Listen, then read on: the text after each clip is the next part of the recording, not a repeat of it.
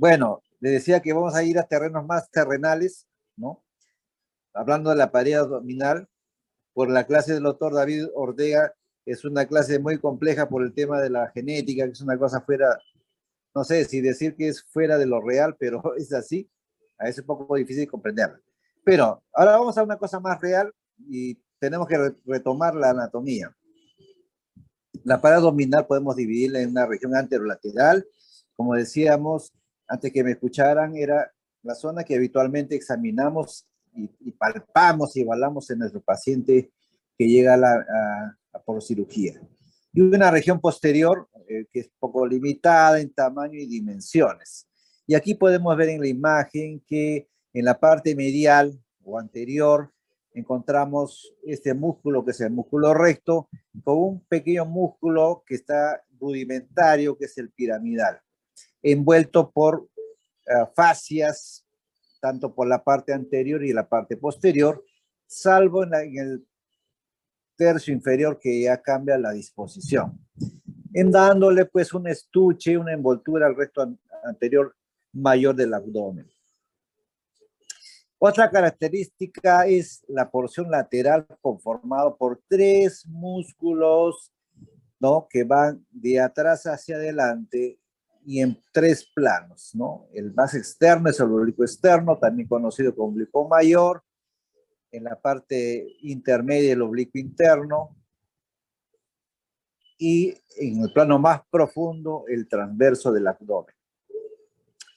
Bueno, no solamente sirve esta pared sirve pues de protección, de contención, de mantener la presión intraabdominal, sino también permite ciertos movimientos muy importantes como el aumento de la presión abdominal con la maniobra de Valsalva para actos fisiológicos normales como son la micción o actos muy importantes como el parto, ¿no?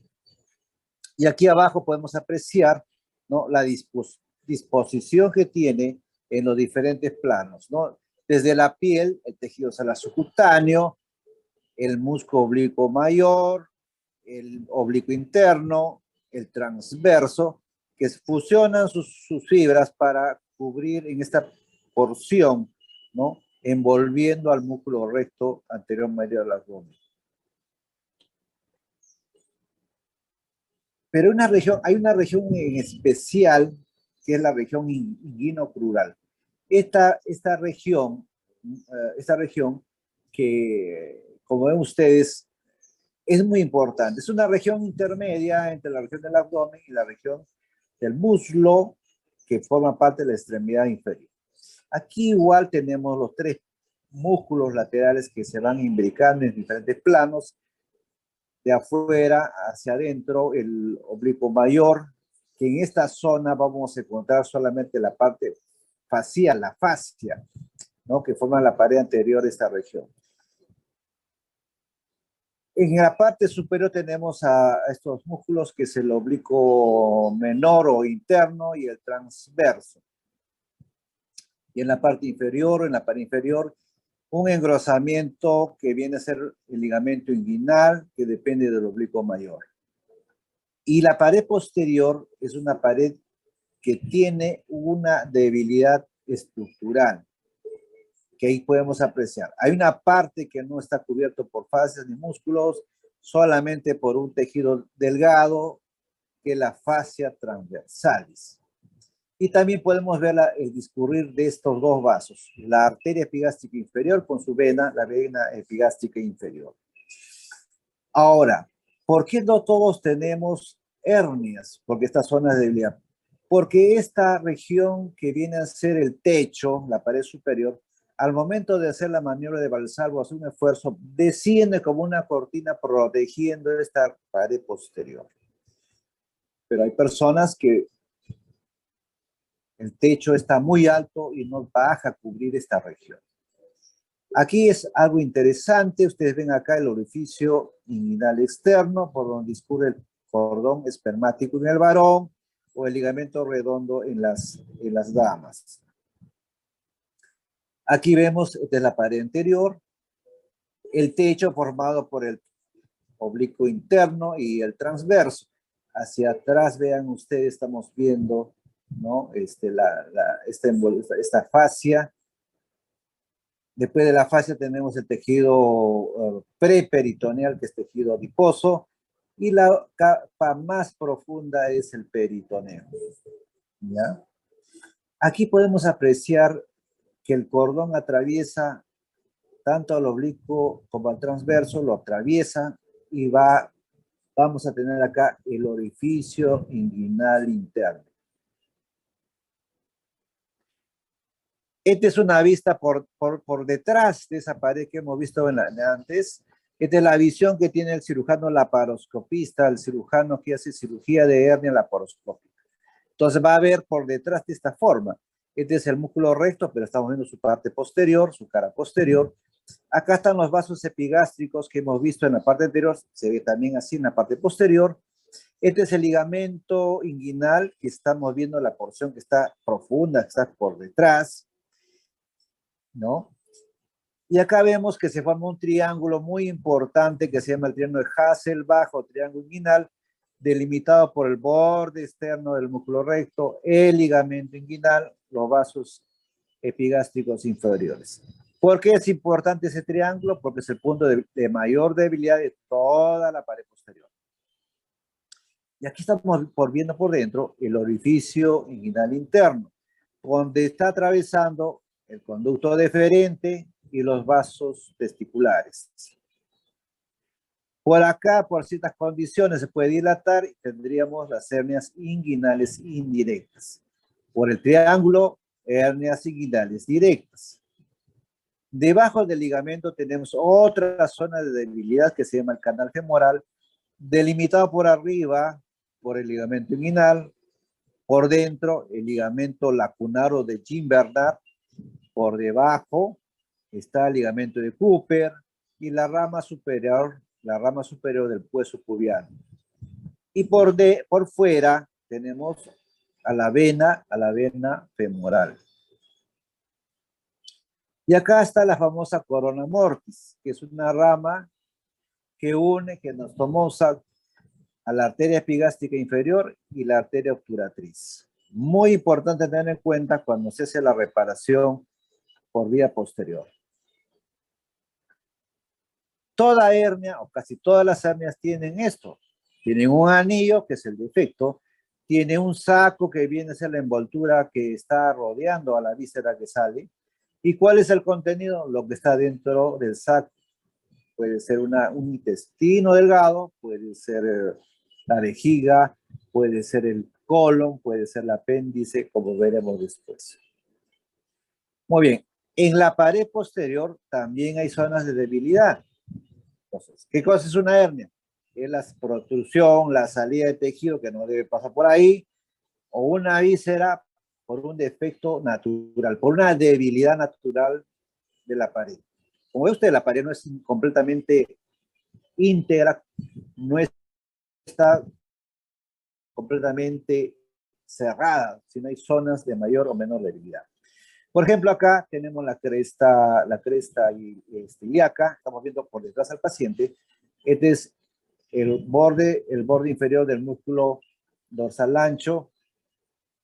Este es el borde posterior del oblicuo mayor. Entonces, aquí se forma un triángulo de debilidad que se conoce como triángulo de Petit. Por acá sale el defecto y se conocerá como hernia lumbar inferior. Y acá hacia arriba tenemos un cuadrilátero, una zona de mayor debilidad, ¿no? Por el área. Por arriba tenemos como límite la 12ª costilla, la última costilla. Acá están las fibras del serrato menor póstero inferior.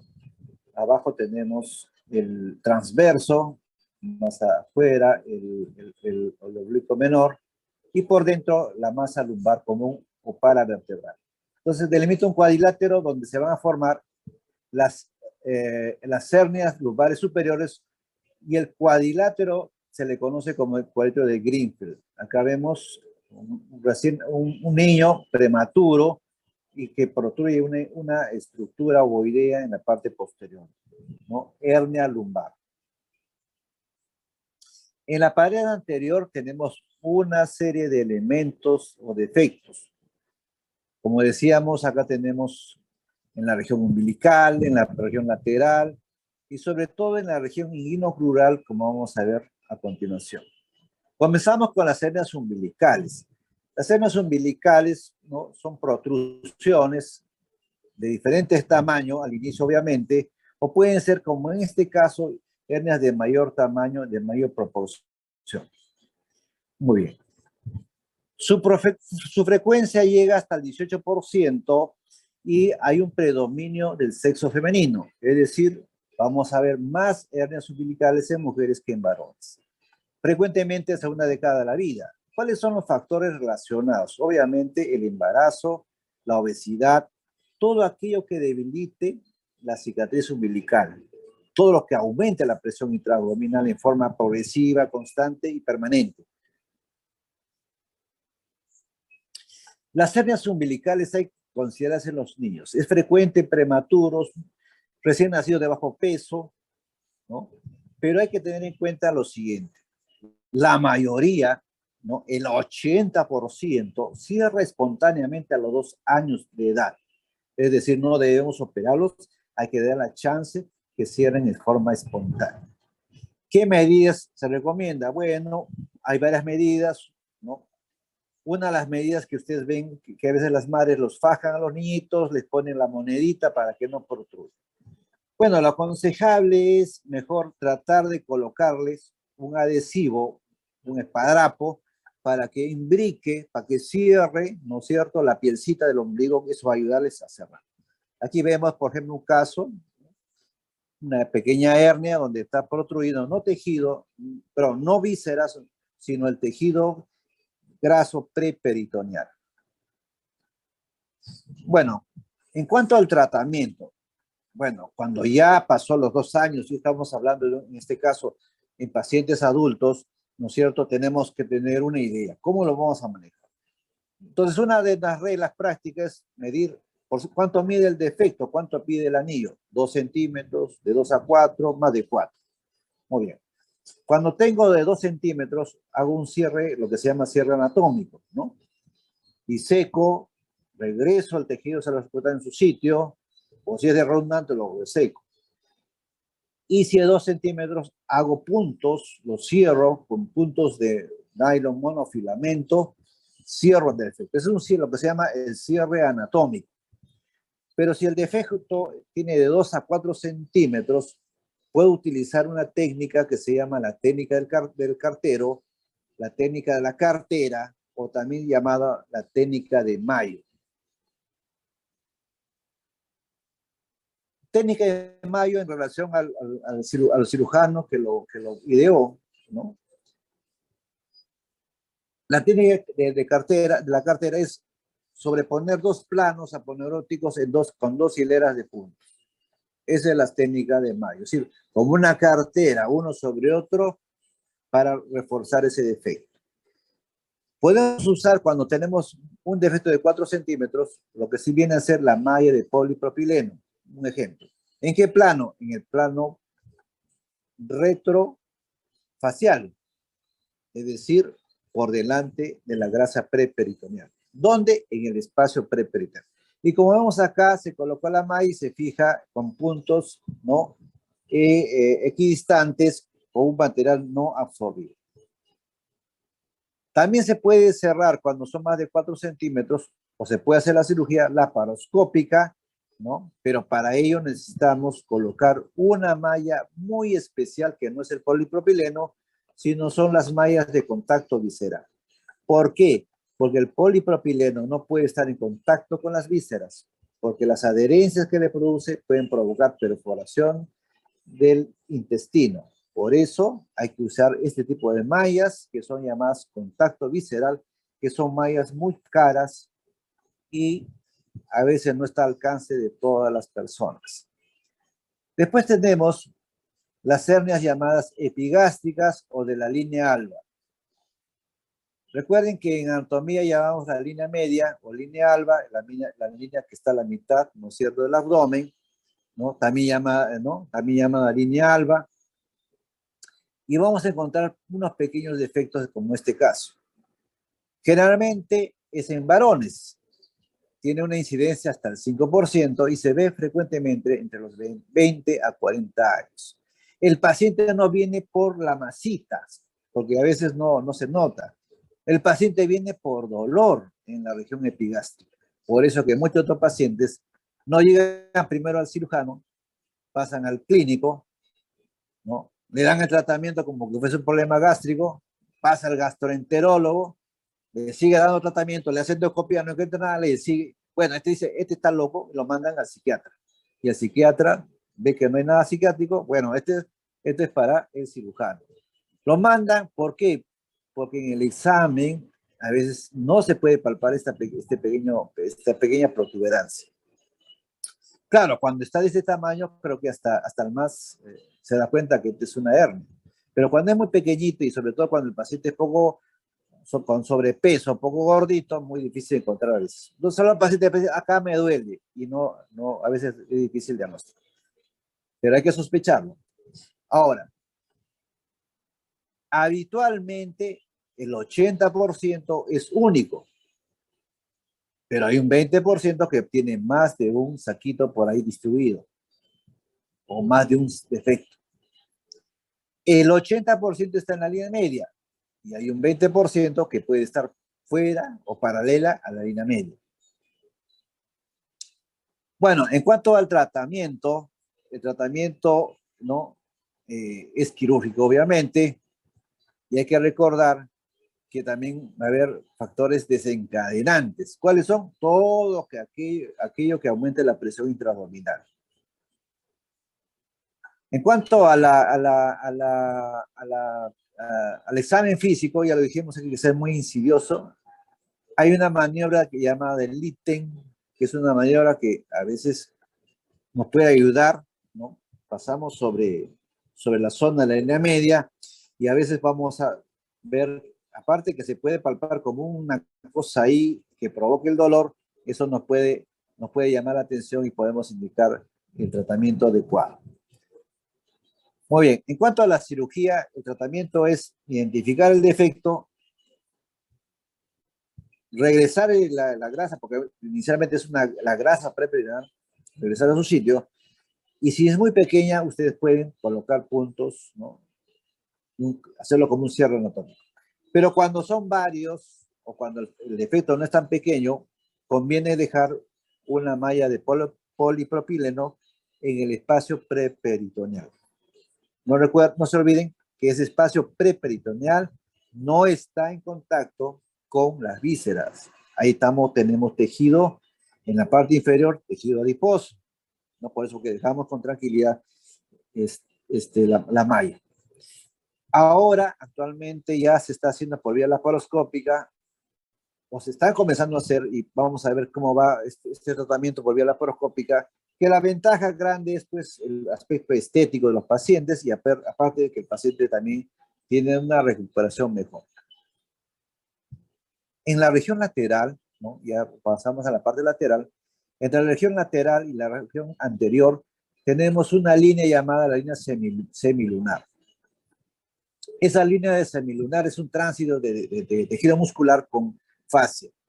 En esa zona, ¿no? Van a discurrir o van a atravesar una serie de elementos, nervios tóraco-abdominales, vasos que van a irrigar la región, y al atravesar la fascia van a dejar pequeños defectos por donde se van a introducir, donde va a introducirse el tejido, provocando o presentando al paciente lo que se llaman las hernias de Spiegel o hernias de la línea semilunar.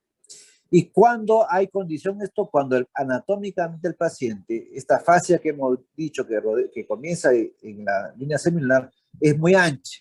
Entonces, esta condición anatómica va a provocar, ¿no? La presencia de estos defectos y por lo tanto la formación de las hernias de Spiegel. Miren, son poco frecuentes. A la altura del ombligo, en esta región, se va a encontrar los defectos. Van a encontrar. El diagnóstico es difícil.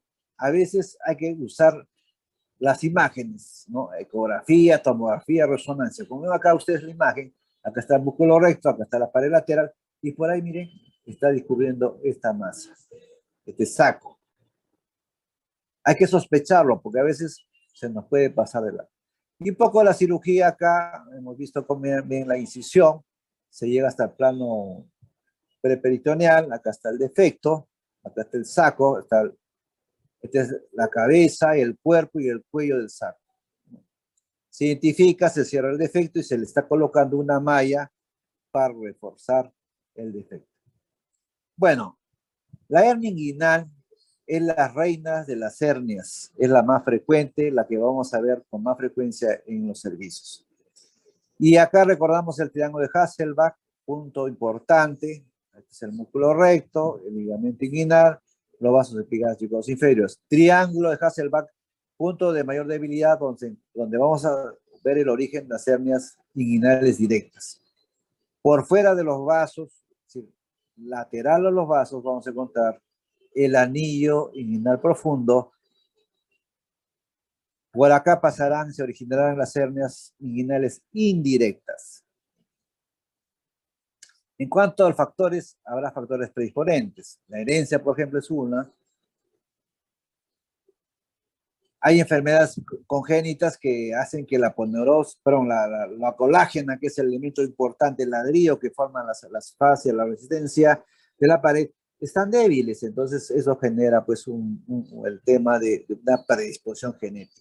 La misma inserción de los músculos diferentes también va a condicionar estos defectos. El sexo. Los varones, por tener la presencia del cordón espermático, vamos a tener más riesgo de tener hernias inguinales que en las damas. A mayor edad, mayor riesgo, ¿no? Los adultos mayores, los de tercera edad, van a tener mayor riesgo de presentar. Los prematuros también hemos visto que tienen una predisposición. Deficiencias estructurales, la que hemos mencionado, ¿no? La composición funcionalmente del colágeno. Hay algunas enfermedades que condicionan el consumo y la no formación del colágeno. Factores desencadenantes. Todo lo que aumente la presión intraabdominal. Obesidad, embarazo, el asma bronquial, los pacientes son tosedores permanentes, los estreñidos, pacientes con síndrome prostático, tumores que van creciendo pueden también aumentar la presión intraabdominal. También no olvidar la hipertensión portal que forma citis puede condicionar estos defectos. Muy bien. Al examen físico, ¿cómo vamos a identificar? Habitualmente, el examen de la región inguinal, pedimos que el paciente quede completamente expuesto. Recuerden, hay que evaluar todo el abdomen. Hay muchos pacientes que tienen hernias inguinales, pero pueden tener hernia umbilical a su vez, otro tipo de hernias. Hay que examinar completamente al paciente. El examen puede ser pasivo y activo, o sea, debe ser las dos cosas. Al paciente lo primero lo paramos, ¿no? Pedimos que esté con la bata para examinar adecuadamente. Vemos, ¿no? Primero, en forma pasiva, si sale algún bulto, alguna tumoración que salga por esa región, ¿no? Y si no, pedimos que el paciente haga fuerza o tosa y vamos a ver si sale o no algo. Después lo podemos colocar en la camilla para el examen completo, ¿no? Igual hacemos la ocultación, la palpación, la inspección, todo, ¿no? Y vamos a encontrar en el examen esta maniobra, ¿no? Hay varias maniobras, pero esta es la maniobra que sí por lo menos tenemos que tener en cuenta, que es la maniobra de Landívar. Entonces, para examinar a mi paciente con la maniobra de Landívar, lo voy a echar en el cúbito dorsal al paciente. Mi dedo, este dedo de la mano derecha, en este caso varón, voy a empujar la piel del escroto hacia el anillo inguinal superficial que vimos en anatomía, muy cerca al pubis, ¿no? Entonces el dedito entra ahí, ¿por qué? Porque la piel lo va a empujar. Y después, con la otra manito, tengo que ubicar el anillo profundo. ¿Qué cosa está el anillo profundo? Se encuentra en el tercio medio de la línea que une la espina y la cadera superior con la espina del pubis.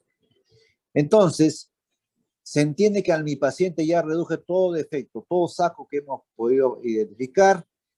Es decir, redujo, se refiere a que lo que sale afuera lo regreso a las abdomen. Sí es que se puede, sin hacer mayor fuerza. Entonces, Muy bien. Reduzco todo, está echado el paciente en la cama, con mi otra mano presiono para tapar, entre comillas, el anillo inguinal profundo. Y le pido al paciente que puje, ¿no? O que tosa. Suficiente con que puje. Si el paciente, con mis dos manitos, ¿no? Esperando, tose, y yo siento que me toque el dedo una masa que viene a ser el saco herniario, entonces digo, maniobra del andíbar positivo, que significa que el paciente tiene una hernia directa, una hernia inguinal directa. Caso contrario, vamos a suponer que le pido al paciente que haga la maniobra y no siento nada con mi dedito, entonces le digo, pido sacar la manito. Entonces, después voy a sentir que me toca una más acá. Entonces digo que es una hernia indirecta. ¿Por qué? Porque el saco está saliendo por el anillo inguinal profundo. Entonces digo, maniobra del andíbar negativa. ¿Por qué? Porque es indirecta. ¿Y cuándo es positiva? Cuando al tener las manos en el paciente del anillo superficial me toca el dedo. Muy bien, aquí un poquito para explicarle, ¿no? Lo que decíamos, ¿no? Aquí está el anillo profundo y acá está el saco. Ven ustedes cómo está atravesado. Entonces, si el paciente con la maniobra lo que consigo es, ¿no? Uno, identificar si sale por aquí, por el triángulo, o si sale por el anillo profundo. Clasificación. La clasificación puede ser de la forma de presentación, ¿no? La presentación clínica. ¿Cuándo digo que la hernia es primaria? Cuando el paciente por primera vez va al doctor y el doctor le diagnostica la hernia. O el paciente presentó la molestia, va donde el doctor y el doctor dice, bueno, esta es una hernia. Entonces, primaria. ¿Qué cosa es una recidivada? Cuando el paciente ya fue operado y volvió a aparecer la hernia. Hernia reductible es aquel paciente cuyo saco lo puedo regresar al abdomen sin mayor problema. Lo reduce. Ingresa con facilidad a la cavidad abdominal. Irreductible. El paciente, el saco que está afuera no lo puede regresar por más maniobra que haga. Hernia encarcerada. Hernia estrangulada. La hernia encarcerada es una hernia irreductible, ¿ya? Pero la encarcerada no hay cambios, no hay trastornos vasculares, no hay isquemia del asa que está o el intestino que está metido dentro del saco. En cambio, la hernia estrangulada es una hernia irreductible, pero ya hay compromiso de la irrigación de la víscera porque está comprimiendo el anillo y el saco, provocando isquemia. Y si la isquemia sigue, si es que el médico no se dio cuenta, eso se va a necrosar y obviamente la complicación va a ser mayor. Entonces, por la condición, reductibles pueden ser coercibles o incoercibles. ¿Qué cosa es reductible? Que llegaba, el saco lo metíamos a la cavidad abdominal, ¿no es cierto? Podemos regresar con maniobras suaves y adecuadas. Coercible. El paciente se para de la camilla después de haberlo reducido y el paciente se va tranquilo a la casa. Incoercible. El paciente se paró y otra vez se salió el saco al escroto. Irreductibles pueden ser crónicas, ¿no? No le molestan al paciente. Agudas, hemos dicho, encarceradas, no hay sufrimiento vascular. Estranguladas, sí hay sufrimiento vascular. Este de acá, por favor, no se olviden, es de urgencia, tiene que operarlo de inmediato al paciente. En las encarceradas, ¿no? Salvo criterio médico, se puede operar en ese momento o se puede postergar la operación. Pero siempre y cuando no haya trastornos vasculares o isquemia en la víscera que da dentro del saco. Las hernias deslizadas, parte del saco está formado por una víscera. Puede ser la vejiga urinaria, puede ser el sigmoides, puede ser el ciego. Anatómicamente, hernias inguinales indirectas, aquellas que salían por el anillo inguinal profundo. Hernias directas, las que salían por el triángulo de Hasselbalch. Hernias inguinoescrotales, Hernias inguinolabiales, aquellas hernias grandes, crónicas, que llegan hasta el escroto en el varón, o hasta los labios mayores en la mujer. La hernia en pantalón o mixta es aquella hernia que tiene dos sacos, a su vez, uno inguinal directo y otro inguinal indirecto. Muy bien. De acuerdo al contenido del saco herniario, ¿no? Mira, acá ven ustedes, esta es la pelvis, esta es la cavidad abdominal, esta es la pared anterior. Miren cómo está saliéndose por el escroto, ¿no? El intestino. Muy bien. Entonces, hernia deslizada, no se olviden que parte del saco, que es una envoltura, ¿no? Está formada por parte de una víscera que se desliza, que es jalado por el saco, ¿no? Hernia litré. La hernia litré, cuyo contenido del saco es, ¿no? Es el divertico de Mecker. La hernia de Richter, o hernia en pellizcamiento. El borde antimesentérico, ¿no? El borde libre del intestino, está pellizcado, una porción está pellizcada. De tal forma que no da obstrucción, ¿no?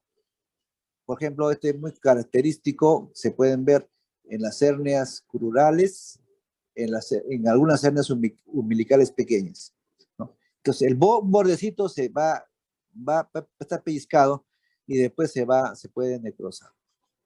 Y ahí está la gravedad del caso. La hernia de Amillán es la hernia cuyo contenido es un apéndice secal. Es una hernia inguinal cuyo contenido es un apéndice secal. La hernia de Garinguiot. Esta es una hernia crural cuyo contenido es el apéndice secal. Y el apéndice secal puede estar, pues, no inflamada, no perforada, puede estar en cualquier estadio. En cuanto a la clasificación, tenemos una serie de clasificaciones. Muchos cirujanos han creado su propia clasificación, pero nosotros vamos a aprender la clasificación de Nyhus, de Lloyd Nyhus, ideada en el año 91, pero en realidad son réplicas, a mi parecer, de las clasificaciones anteriores de los dos cirujanos. Bueno, Nyhus la clasifica en 4 tipos. El primer tipo es la hernia inguinal indirecta, que sale por el anillo, con anillo interno o profundo normal. Este es frecuente en los niños, en los muy pequeñitos, ¿no? ¿Qué hace el cirujano pediatra? Diseca el saco, reseca el saco redundante y eso es suficiente. Esa técnica se llama hernioctomía. La tipo 2 es una hernia igual indirecta, pero con el anillo ya dilatado. Este es de los pacientes jóvenes, ¿no? No son niños, sino jóvenes. Entonces, la técnica consiste igual en tratar el saco, resecarlo redundante y reforzar el anillo. Por ejemplo, con la técnica de Marcy. La tipo 3, que se divide en A, B y C, la A es una hernia directa, quiere decir que sale por el triángulo de Hasselbalch. La B es la hernia indirecta, mixta o en pantalón. Y la C es una hernia crural. ¿Qué de común tienen estas 3 hernias? Que hay un gran compromiso, o hay compromiso de la pared posterior, una debilidad de la pared posterior. Por eso que en estos casos tenemos que reforzar con un material protésico, en este caso la malla de polipropileno. Y la tipo 4 son todas aquellas hernias que han recidivado, que han recurrido, ¿no? En cuanto al diagnóstico diferencial, puede haber adenopatías, ¿no? Inflamación de los ganglios linfáticos de la región, puede haber dilatación por el callado de la safena, por una varicis de la safena, puede haber lipomas, pueden haber tumores, pueden haber abscesos del psoas que van discurriendo a la región. O puede haber también las hernias obturatrices que pueden dar, digamos, una semejanza en el cuadro al examen y a la clínica. ¿Qué cosa es una hernia no complicada? Las hernias no complicadas, ¿no? Inguinales no complicadas en general, son aquellas hernias que no tengan flogosis. Se pueden manejar ambulatoriamente, ¿no? Podemos programarlos por consultorio en forma electiva. Son reductibles. ¿Qué cosa es una hernia inguinal complicada? Aquellas generalmente son irreductibles, el paciente tiene mucho dolor, hay signos flogóticos, hay inflamatorios, el paciente tiene un grado de estrangulamiento de la víscera que está atrapada en el saco y el paciente va a presentar obstrucción intestinal. Entonces, este paciente, por favor, hay que recibirlo en la emergencia, hay que manejarlo y operarlo lo más antes posible. La hernia crural, ¿no?, es aquella que sale por el canal femoral, como ven ustedes, ligamento inguinal por arriba, ligamento de Cooper por abajo, con la rama superior del hueso pubiano, por dentro el ligamento de Jim-Bernard o ligamento lacunar, por fuera la vena femoral. Y aquí pueden apreciar debajo del pie inguinal la masita que sale por ahí. Generalmente es una masa pequeña, no es muy grande como las hernias inguinales. Y las hernias crurales son más frecuentes en mujeres que en varones. ¿Por qué? Por la amplitud que le da la capacidad de la pelvis femenina, que en esa región hace que sea mucho más grande que el varón.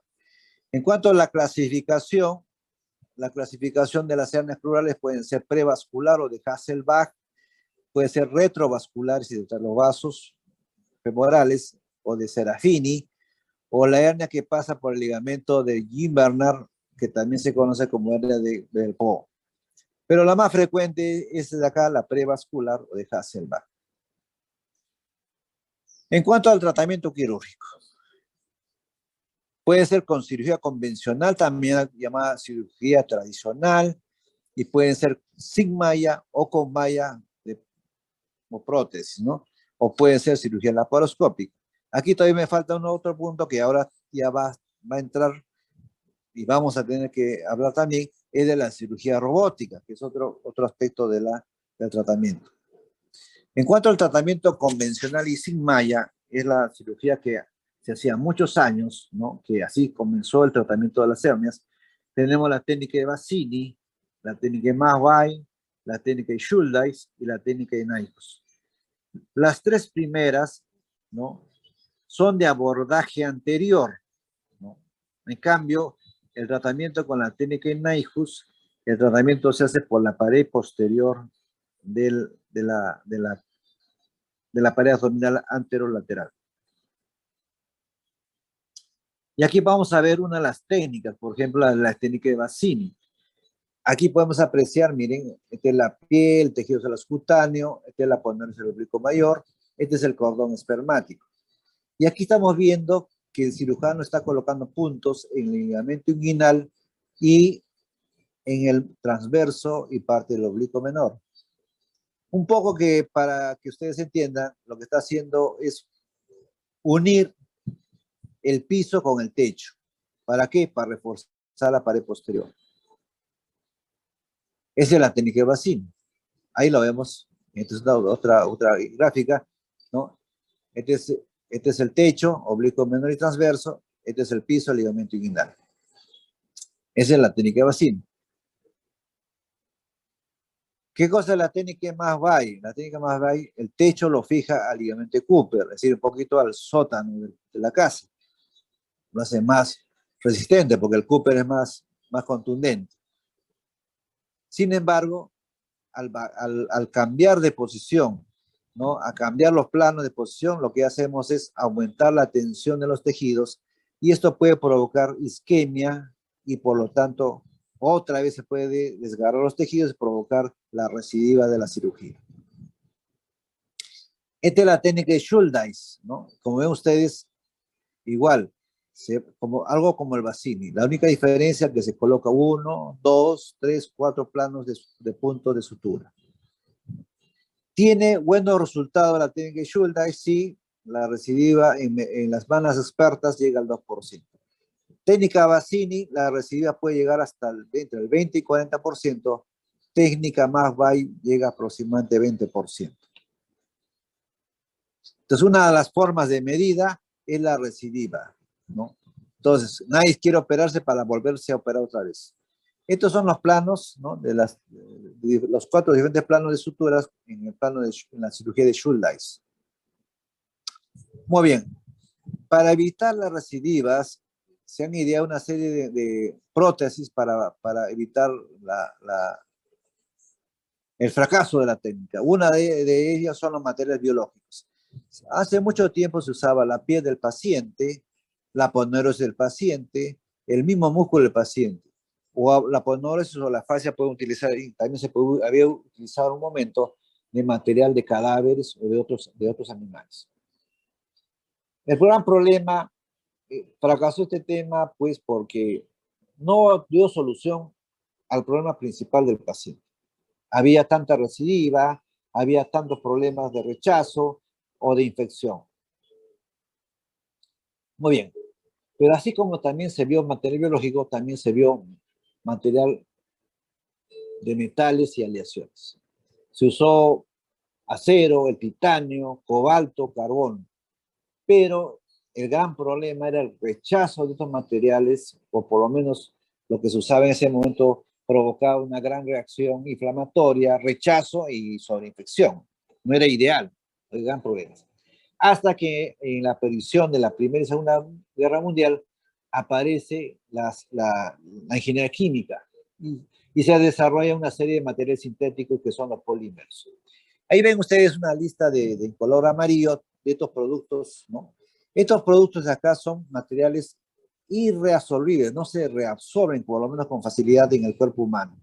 En cambio acá en color verde tenemos productos que sí se reabsorben con cierto grado de importancia. Entonces, estos sí son reabsorbibles. De estos de acá, ¿cuáles tenemos mayor uso? El polipropileno, que es el ideal, el politetrafluoretileno, muy caro todavía, y con ciertas limitaciones para su uso. Este también, que muy poco lo usamos también, hay que recordarlo. Y también, entre los productos reabsorbibles, no se usa mucho porque la idea es que no se reabsorban, porque necesitamos que la pared no se desaparezca, la pared que esté permanente y que sea reforzada. Por eso que no se usa. Tiene su indicación, como vamos a ver después. En cuanto a las técnicas convencionales con malla, tenemos una serie de técnicas. La técnica de Rives, de Gilbert, de Stoppa, la técnica de Liechtenstein con la primera de sus técnicas, la Mesh-Plug, después la Fritation, después la técnica de Rukov, como vamos a ver después. Muy bien, este es un poco el resumen que decíamos, ¿no? Estas son las técnicas con malla, que la vamos a ver ahora, y la técnica laparoscópica que tenemos la técnica TEP y la técnica TA. Bueno, técnica Liechtenstein. Para mí, como un resumen, les digo, la técnica Liechtenstein es como un Bassini más malla. ¿Por qué? Acá está la malla, miren, esta es la malla. Fijamos al piso y lo fijamos al techo, pero no lo jalamos, no traccionamos, sino queda como un refuerzo. Esa es la técnica Liechtenstein. Esta es la técnica variante Fritation, que ha dado grandes resultados, es fácil de hacer, hay menos complicaciones, el paciente va mejor y la recidiva llega al 2%. Y es una cirugía bastante cómoda. Y acá vemos en el abordaje anterior, ¿no? Acá la malla, lo estamos fijando al ligamento inguinal, y aquí al oblicuo y al transverso estamos fijando el otro. Hacemos un corte y un ojal para que atraviese el cordón espermático. Así quedaría, ¿no?, la malla para evitar, digamos, complicaciones, ¿no? O lo podemos que dejar un conito en la zona donde está el defecto, en este caso el anillo inguinal profundo, le colocamos un conito hecho a base de la malla o ya puede venir fabricado. Y lo fijamos con puntos ahí. Esta es la variante de Liechtenstein, pero llamada técnica de Rukov.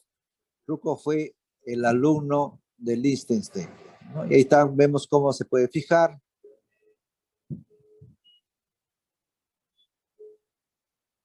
Acá, por ejemplo, vemos, ¿no?, después de haber dejado el conito, se le coloca como Liechtenstein la placa, el rectángulo de malla. Y acá van a ver ustedes diferentes formas de hacer el cuellito, la bufanda, la corbatita.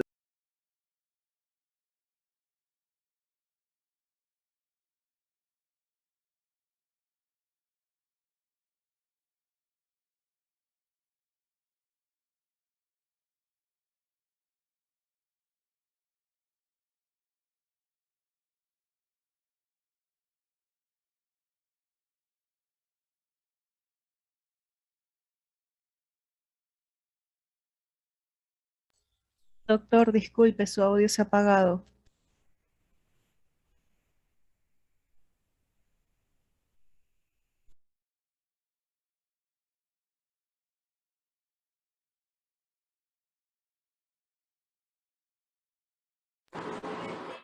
¿Me escuchan, por favor?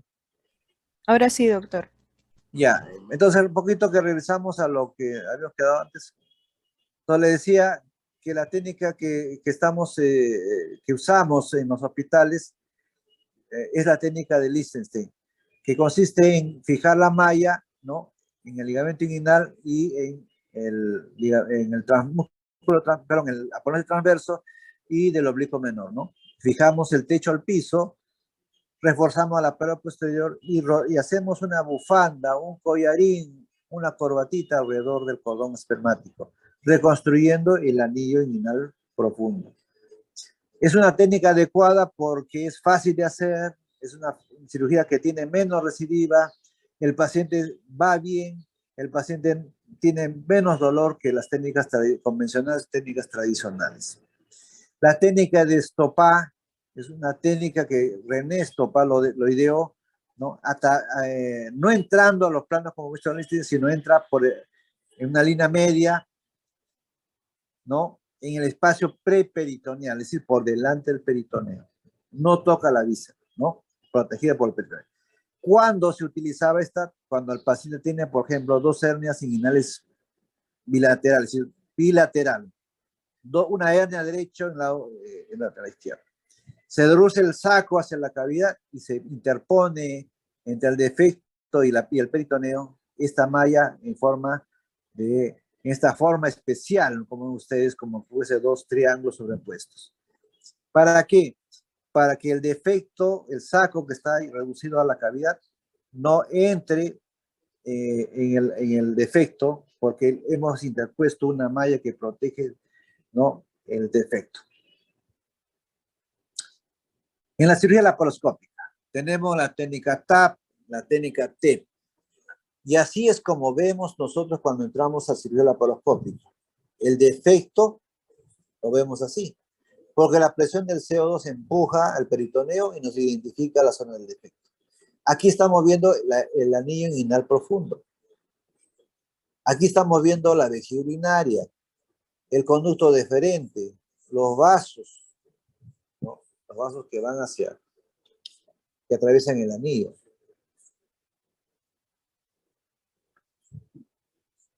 Aquí, por ejemplo, tenemos una cirugía laparoscópica. La hernia está en el lado derecho, el cirujano opera del lado contrario. El monitor lo pone cerca al pie del paciente. Sufre el CO2, ¿no?, a través del neumoperitoneo, y así ve el cirujano. En la parte del medio, el vejiga, el uraco, los ligamentos inguinales, a los lados, los defectos, ¿no?, dos defectos. Entonces el cirujano tiene que identificar, ¿no?, estos triángulos,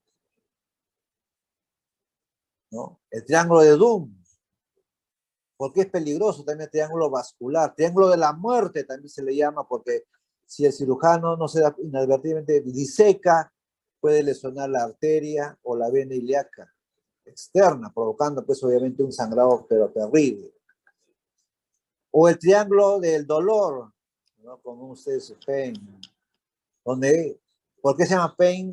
Porque acá discurren los nervios, los filetes nerviosos de rama de genital del fémur cutáneo. Si por una razón lo diseco, lesiono o le pongo una grapa, el paciente va a presentar dolor crónico, dolor a veces intratable, hay que reoperar al paciente, ¿no? Y hacia arriba, miren, este reparo en azul, Me dice, acá puedes trabajar, pero ten cuidado que por acá también pasa la arteria epigástrica inferior y la puedes lesionar. Bueno, acá, ¿qué hacemos? Aquí estamos, abrimos el peritoneo, separamos el peritoneo de la pared posterior, ¿no? Y aquí vamos a colocar la malla, tapando el defecto, ¿no?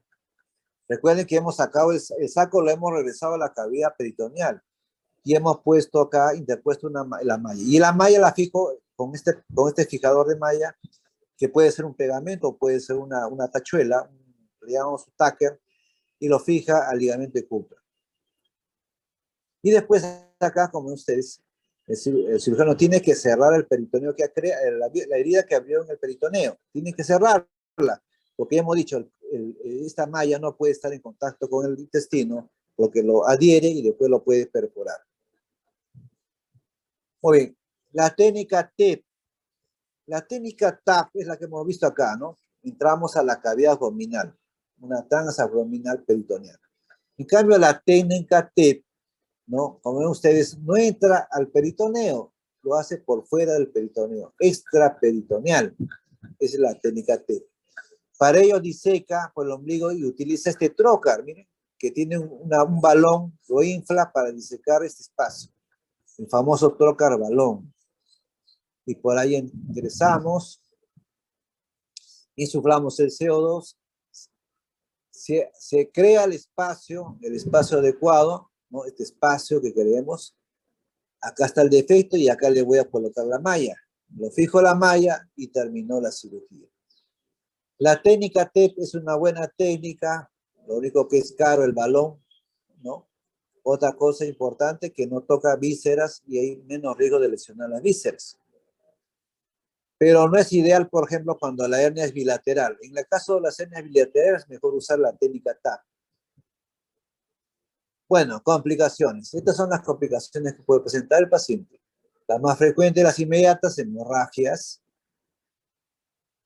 En las inmediatas puede haber infección y dehiscencia. En las tardías, lo más frecuente es la recurrencia y la atrofia testicular.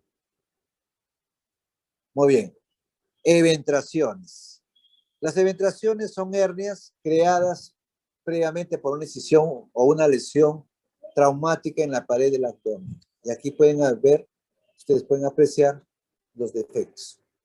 Puede ser un solo defecto, puede ser un defecto parcial o puede ser varios defectos en la línea media. ¿Cómo clasificamos estas eventraciones? También llamadas hernias incisionales. Pueden ser pequeñas, medianas o grandes. Pequeñas, cuando el diámetro es de menos de 5 centímetros. Medianas de 5 a 10 y más grandes, más de 10 centímetros. Muy bien. En general, las eventraciones se deben manejar con malla. En este caso, la malla polipropileno. Pero si el defecto es tan grande, tenemos que usar unas mallas especiales, que son las mallas de contacto visceral o las mallas biológicas. Bueno, son cosas mayores. Pero en general, grandes eventraciones, usamos la malla. Recididas del tratamiento convencional, mallas. Pacientes con debilidad de la pared, porque ya está pues desgastada, desnutrida, está fibrosada, usemos malla.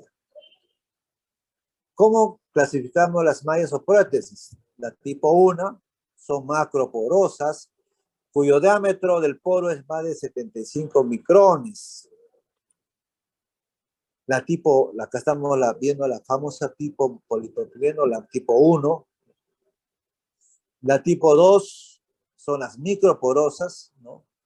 Generalmente son las tipo PTF. El gran problema de estas son que cuando se nos contamina o infecta, tenemos que retirarlas. No sirven porque se contaminan más fácilmente. En cambio, las macroporosas, la tipo 1, se infecta, se contamina. Como los poros son grandes, fácil llega los leucocitos, los macrófagos y nos ayudan a eliminar el elemento extraño. Las tipo 3 son aquellas cuyos componentes son complejos, ¿no? Son microporosas y tienen además otros aditivos, ¿no? Estas mallas son caras, no son fáciles de acceso. Y también cuando se infectan es un gran problema, hay que retirarlas. Las tipo 4 son las mallas más modernas. Son mallas incluyendo biomateriales. Son son para hernias muy especiales y sobre todo recordar que son bastante caras. Por ejemplo, una malla de polipropileno le puede estar costando 50 soles. Una malla del mismo tamaño puede estar costando de este tipo 4, puede estar 5.000 a 10.000 soles. Vean la gran diferencia. Aquí estamos viendo el implante de una malla en el espacio retromuscular, fijado, como ven ustedes, con tejido, con sutura no absorbible. Muy bien, acá se fijó toda la malla. Como ven ustedes, en el medio está viéndose la parte de la malla. Entonces tenemos que hacer una incisión de descarga de la aponeurosis para cerrar el defecto en la línea media. Muy bien, ¿qué cosa es la dehiscencia? La dehiscencia es la apertura inadecuada, es decir, se abrió los planos laparotómicos de la laparotomía en el postoperatorio inmediato. Puede ser completa cuando evisceración, se sale todo lo que está dentro de la cavidad abdominal. Es un gran problema, es un gran dolor de cabeza, es una emergencia. Puede ser incompleta cuando los defectos son más pequeños. Las evisceraciones pueden ser, ¿no?, de 3 grados. Aquí lo vamos a ver. Grado 1, miren, acá está eviscerado, pero miren, el intestino no sobrepasa el peritoneo. Se ve el defecto en el fondo. El paciente es un defecto pequeño, el paciente no tiene mayor riesgo, mayor problema. Grado 2, la víscera está casi llegando al borde de la piel. Bueno, en este caso hay que considerar la posibilidad de una reintervención a veces. Pero esta grado 3 ya la víscera está por fuera de la piel, miren, está sobre la piel. En este caso sí es una urgencia reintervenir al paciente para realizar la víscera sucesiva. Muy bien. ¿Cuáles son las condiciones de la víscera? ¿Por qué el paciente no se eviscera? Porque el paciente puede estar desnutrido, la albúmina está baja, el paciente se le infectó la herida, el paciente está tosiendo, el paciente tiene hilio. Entonces, todas esas condiciones van a favorecer la evisceración. ¿Qué cosa tengo que observar en el paciente que sospecho? Bueno, si yo sospecho, voy a ver que en la herida se va a manchar de una coloración sanguinolenta. Y eso me está diciendo que muy probable el paciente se esté eviscerando. Si tengo un paciente tosedor, desnutrido, que está haciendo mucho esfuerzo, entonces el paciente tengo que estar en observación. Y segundo, tengo que indicarle, pues, fajarlo o de otra forma también evitar, digamos, que tosa al paciente, que se extienda, por ejemplo, ¿no? Colocarle sondas para que baje el contenido intestinal, considerar, pues, inhibir o tratar el problema respiratorio que tenga el paciente. Muy bien, creo que de la última vista, si tuviesen alguna pregunta, gustosos en contestarles.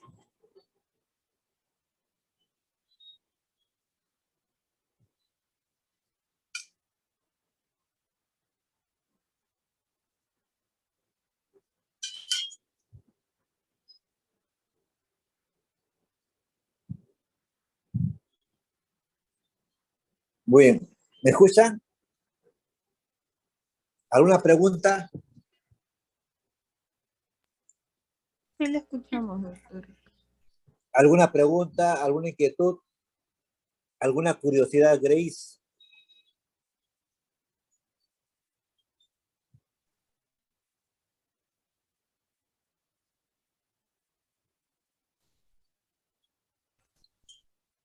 Como les comentaba, aparte de la cirugía laparoscópica, ahora también se viene la cirugía robótica. Es decir, a través de los robots, los brazos robóticos, ya el cirujano puede también, o hace también la cirugía de la pared abdominal. Van a ver ustedes que probablemente el próximo año, ¿no?, ya tengamos reportes de series de casos donde se se está haciendo ya una cirugía más compleja. Muy bien. Si no hay más preguntas o comentarios, nos estamos viendo en la siguiente clase. Buenas tardes a todos. Gracias, doctor.